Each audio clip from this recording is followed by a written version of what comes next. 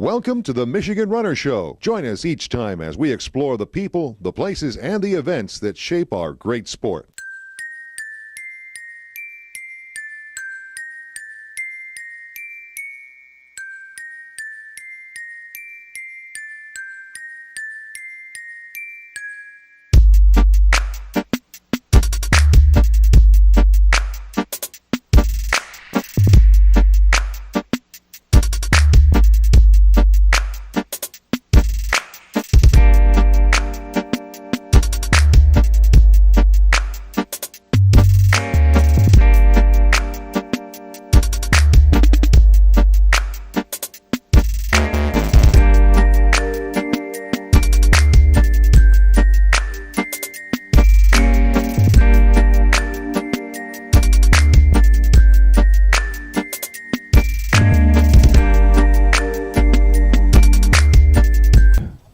Hello, everyone. Gary Morgan here at the Los Angeles Coliseum. Well, we're here on a site visit with the IOC, checking this place out for the Olympic Committee. The International Olympic Committee is here checking out all the site venues to decide if Los Angeles is worthy of the Olympics. They go to Paris next week, and they will just have their vote in Lima, Peru in September. Good morning. We're with Gary Morgan, who just returned from what sounds like a really exciting trip to Los Angeles. And Gary, what took you to Los Angeles? Well, I went there as part of the press. We went there to follow up with the IOC Site Evaluation Commission. That's the International Olympic Commission. And they were there, or International Olympic Committee. They were there to check out all the venue sites in Los Angeles to decide, what they have done, what's ready, what's not ready. Basically, to make an evaluation for their vote in September. They're heading to Paris this week, and so as part of the press, the LA 24 committee took us to basically the same sites they took the IOC to, and we got to see what Los Angeles is offering up for the 2024 Olympics. It sounds like the Los Angeles 2024 committee has really put together a very impressive presentation. A lot of the venues we saw in 1984. Yes, they are, and they've been. The Coliseum is obviously the center point of their presentation, but that building has now been there since 1921. Was used for the 32 Olympics and 84 Olympics. So that stadium's still standing in phenomenal shape. It is used every fall by the USC football team, and it's used for other events along the way. So it's used, it's maintained. But also, many of the sites are already there. The Staples Center, the Forum. These are places that they play basketball, play concerts. They've got the South Bay Sports Park, which also is used for soccer, the LA Galaxy, and they've got tennis courts over there and a velodrome. All over the city, many of the sites, and they're going to use both campuses of USC and UCLA. USC for media and UCLA for dormitory housing for athletes and officials. So basically everything is kind of done, but there's still going to be basically upgrades of the city for the next 7 years, no matter what happens, if they get the Olympics or not. One of the sites that got my attention was the Santa Monica Beach for beach volleyball. That seemed like a lot of fun.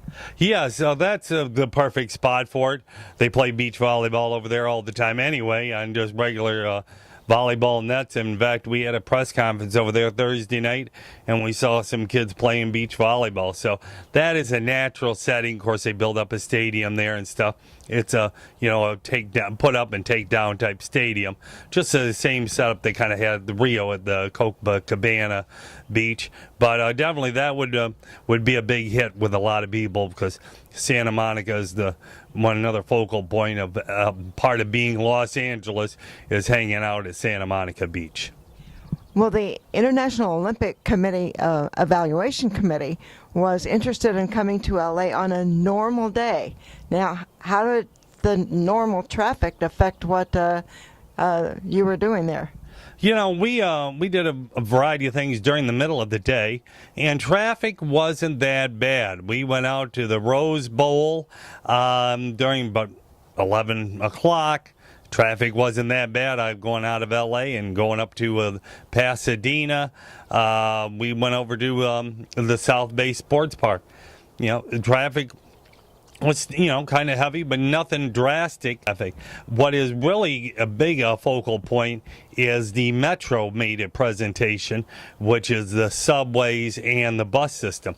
They are going to do about $100 million project of putting a subway all the way out to Santa Monica and extend rail underground transportation around the city for the next 7 years, no matter if they get the Olympics or not, just capital improvements to the city.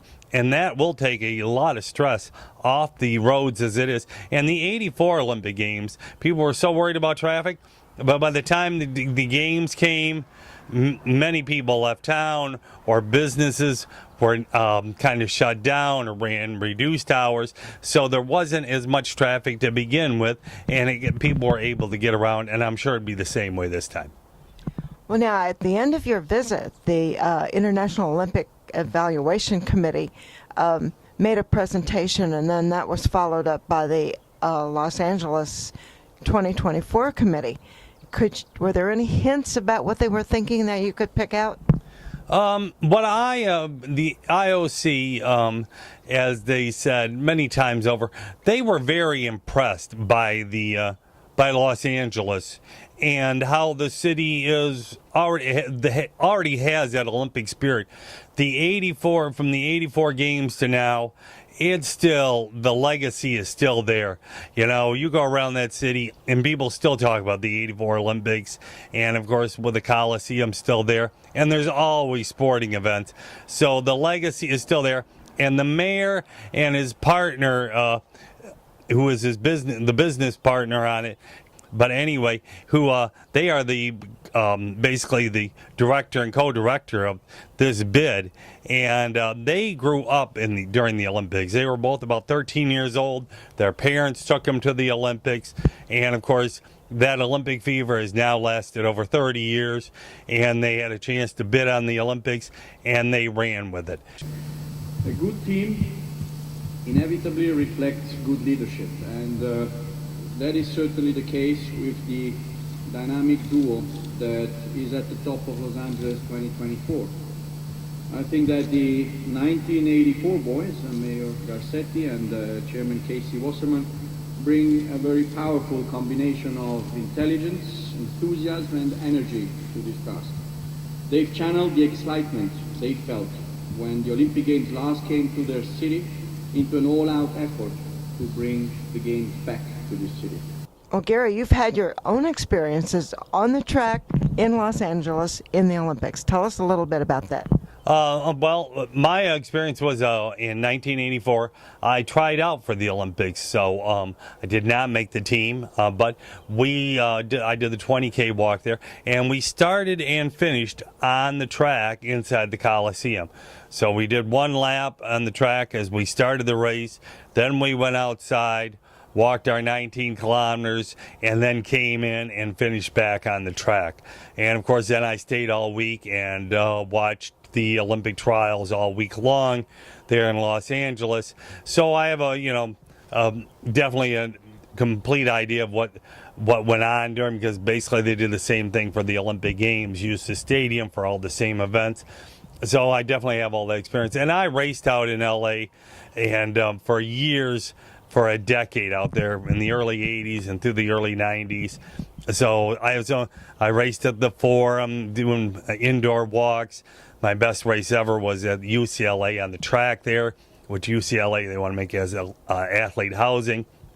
And the track, all the facilities at the university would be training and practice venues for athletes anyway. So, from what I've seen in my experience, LA would be a phenomenal place to have the Olympics, and the athletes would truly enjoy it. And for our viewers, we do need to make the point that you did make the Olympic team 4 years later, and you race walked in Seoul. Yes, I did. We had our Olympic trials in Indianapolis and won the trials, and then raced in Seoul, Korea there in 1988. Great experience, and even myself, I still have that Olympic spirit, and I would love to see the games back in Los Angeles, have another Olympic trials there, do a repeat basically of what they did in '84, and it'd be a 40-year anniversary if they were able to do that. So we're looking forward to a yes vote for LA in September in Lima, Peru, and hopefully the Olympics will be back in America. Well, Mr. Ubiquitous, you've been all over the world following the Olympics, and we hope that you get back to Los Angeles in 2024. Thank you very much. Yep, thank you very much.